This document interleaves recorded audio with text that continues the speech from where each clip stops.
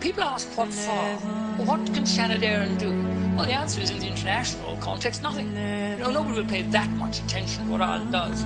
But the only reason I looked for a recall to the Senate was because I remember being in Palestine some years ago in an area that was heavily controlled by the Israelis. And I said to my Palestinian hosts, there's nothing I can do. I will have no effect. And they said, but at least you will be a witness. You will be a record to our suffering. And we will not go unnoticed. And it's for that reason that I called the recall of the Senate. I'm very sad. I'm not anti-Israeli. I'm not anti-Semitic. I support the state of Israel. But in the 40 years I've known the state of Israel and sometimes had a home there, I've seen it completely change. It changed from a left-wing, socially directed country to an extreme right-wing regime that is behaving in the most criminal fashion and defying the world and unscrupulously using the Holocaust to justify what they're doing. And it's time that rag was torn away from them. Israel is afraid of Palestinian unity. That's what all this is about. It has nothing to do with the murder, which is appalling, of those three Israeli kids. It's nothing to do with it. The Israeli police knew that Hamas had nothing to do with it before this war started. And with regard to Hamas, Israel created Hamas in order to split Fatah. So they're responsible for Fatah. And I had that confirmed at the highest level in the foreign ministry in Jerusalem some years ago. And I have to say, it is astonishing to me that the West prates about democracy. Every time an Islamic government crops up around the Mediterranean, they refuse to deal with it. They subvert it. They destroy it. Where's the democracy in that? We may not like it. They may be antagonistic, and my Jewish friends or my pro-Israeli friends say to me sometimes, how would you fare as a gay man in any of these? I know exactly how I would fare, but it doesn't mean that it is correct to deny people the right to choose their own government. What self-respecting or sane people would allow their enemies to choose their government from? Can you imagine it happening in this country? I certainly cannot. And America has a shameful role to play in this. Israel could not get away with these disgraceful acts of international piracy and brigandage if it wasn't for the protecting shadow of the United States of America. And I condemn President Obama for his utter inaction. And I have to say, I was taken a bit aback when I saw that they'd added in Ukraine, which is irrelevant. What about it? What about Syria? What about the Congo? What about Iraq? What about everything? What we should focus on is the one thing it does, ministers. It shows the extraordinary discrepancy. And the instructions of the Americans were prepared to boycott and went after the Russian banks to do this, that, and the other. And what do we do about Israel? We don't even mark a protest note with our vote in the Human Rights Commission of the United Nations. I think that's shameful, absolutely shameful. And as I interjected, it would be better to be one country in the right than with all the rest of them in the wrong. There are no words to describe what happened yesterday to Bali. 6 attacks on schools, and these are deliberate. I have no doubt. Because you had 3,300 people sheltering there. They'd been directed there by Israel. The coordinates were given 17 times. How could anybody claim that they didn't know what they were doing? Israel's policy is to shoot first and weep afterwards. Oh, did we hit children? What a terrible tragedy. Nobody believes you anymore. You're doing this to exert pressure on Hamas.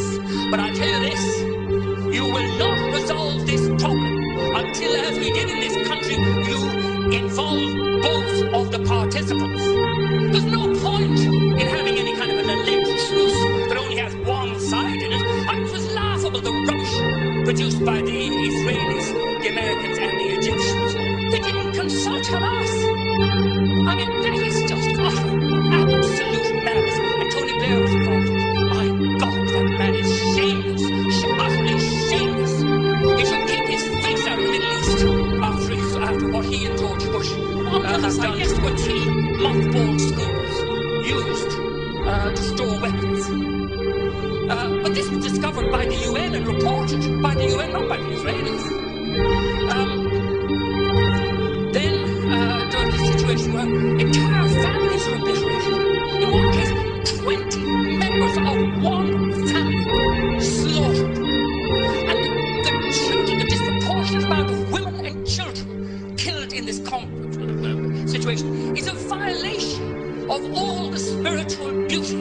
that Judaism stands for. The respect for life, the fact that if you save one life, you save the universe. All this blown out of the window. And blown out of the window, as I saw, by the arrival of 1,200,000 extremely right-wing former citizens of the Soviet Union. And can I just say this? I think it's time people told the truth about what people are saying in Israel. For example, Interior Minister Eddie Isham, 2012, saying they're going to send the Gaza back to the Middle Ages.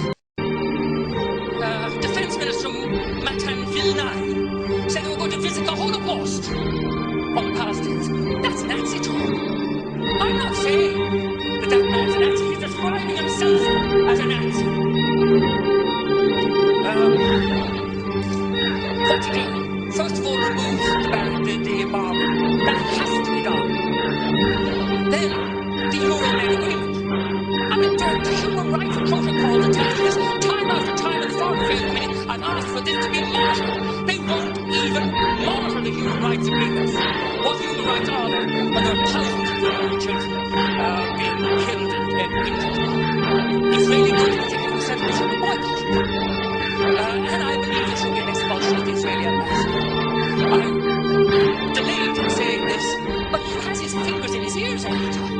And he just repeats slogans from Jerusalem. Right, thank you very much. I've had a very considerable volume of correspondence. 90% of you supporting the Israeli side. And I respect all my correspondence.